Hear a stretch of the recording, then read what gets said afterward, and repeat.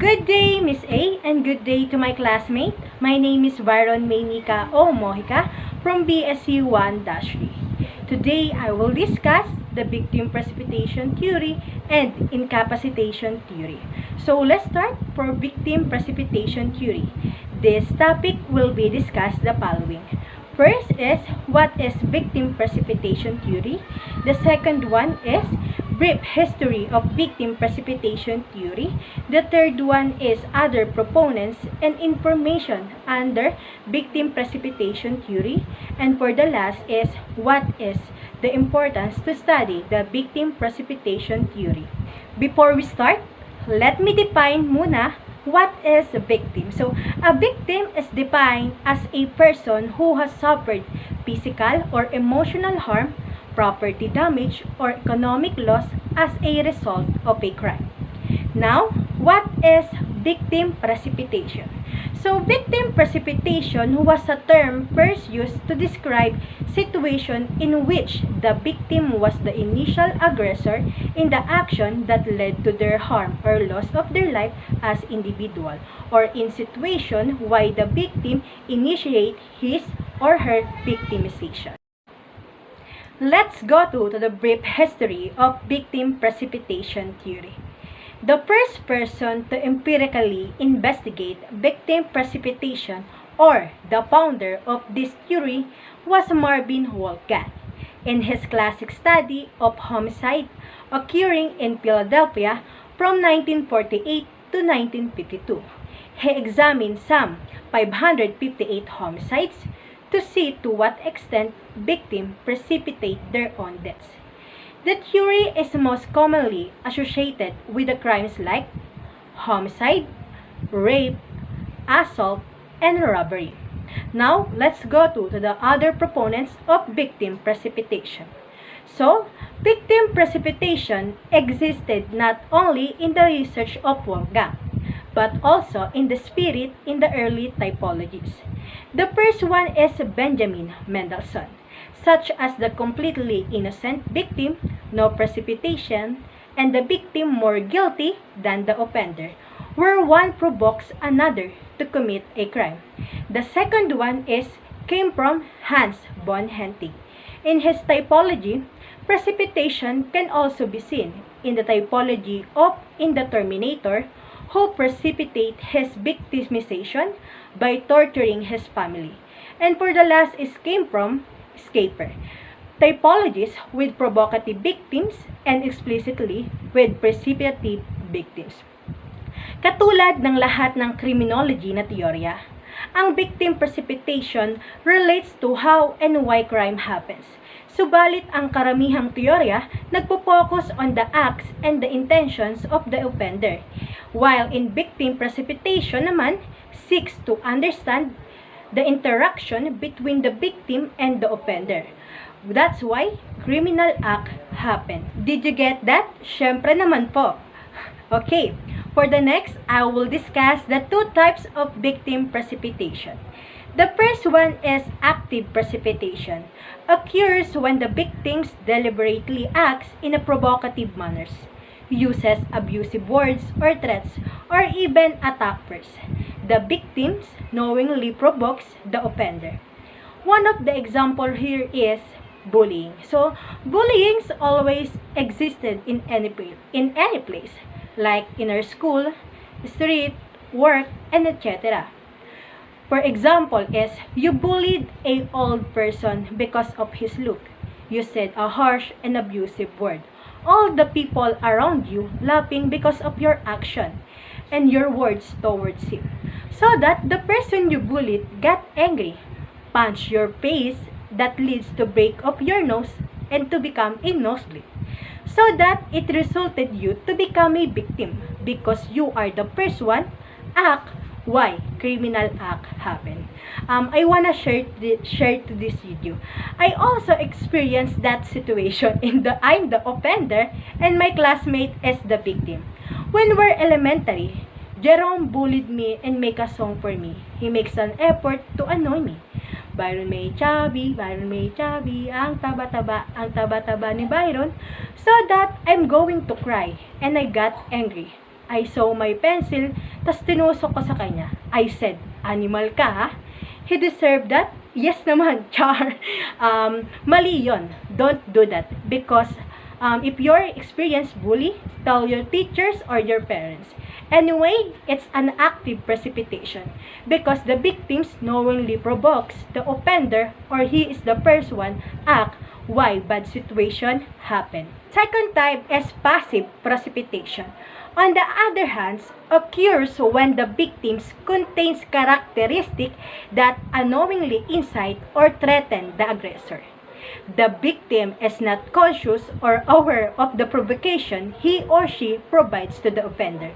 One of example here is in my real life situation. So, I lost my earring when we go in Rizal. I ride in a jeep, then suddenly traffic at that time.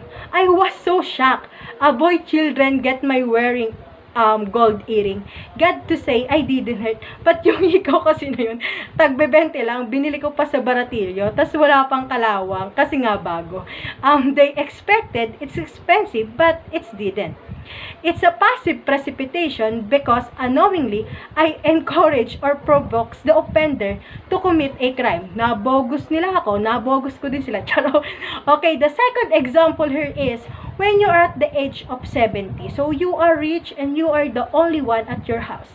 The criminal motivates to rob your house because you are too old and knowing that you cannot fight back. So that victim, you are not aware or you provide or motivate the offender to do a criminal act. Kasi nga, ang alam nila, mahina ka na, tas matanda ka pa, so hindi ka makakalaban at magagawa nila yung krimen that they want. What is the importance to study this victim precipitation theory? So this theory gives us an idea that victims are also sometimes participate for that criminal act happen.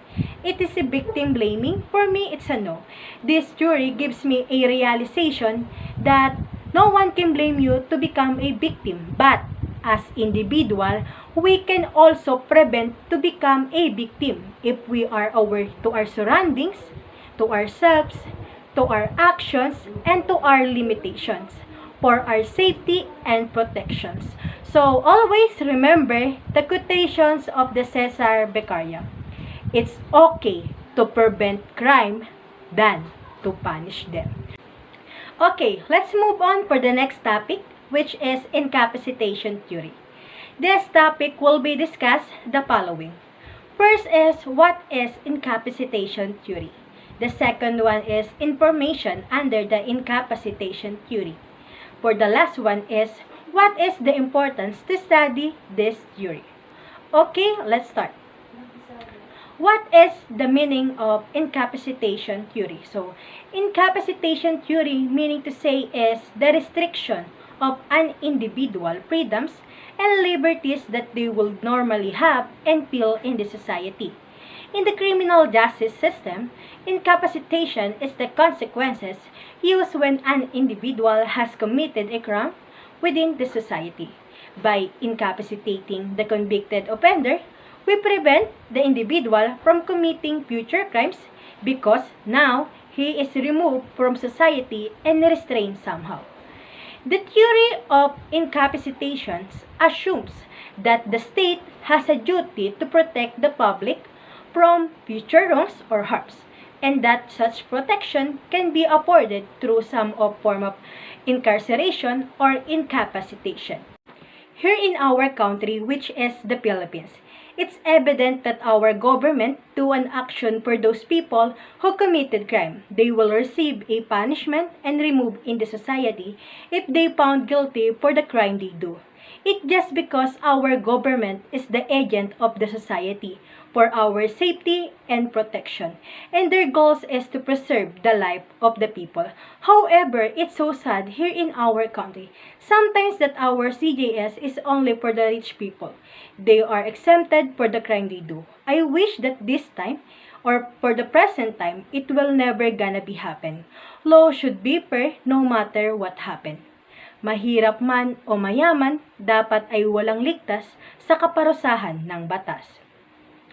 Okay, the most extreme form of incapacitating punishment is the death penalty. But there are several other forms, including imprisonment, curfews, house arrest, electronic monitoring, and disqualification from driving for drunken drivers. These several punishment that you will experience if you violated or break the laws and you do a criminal act. It's so sad that you live in a jail for several years, or else you will be there until you die, or else you will receive a capital punishment.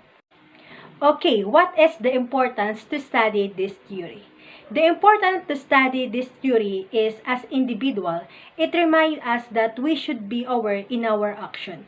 We should always ready for the consequences if bad decision we choose. In our society, always remember, punishment is the consequences for the criminal act happen. So that piliin natin laging maging mabuti at maging maayos na tao. Always remember the quotation of Elizabeth Fry. Punishment is not for the revenge, but to lessen the crime and reform the criminal. In conclusion, for this report, victim precipitation is a situation in which the victim initiates his or his own victimization. For incapacitation theory refers to the act of making an individual incapable of committing a crime. That's all for my report. I hope you get a lesson from me. Here is my references for my report. Again, always take care and goodbye.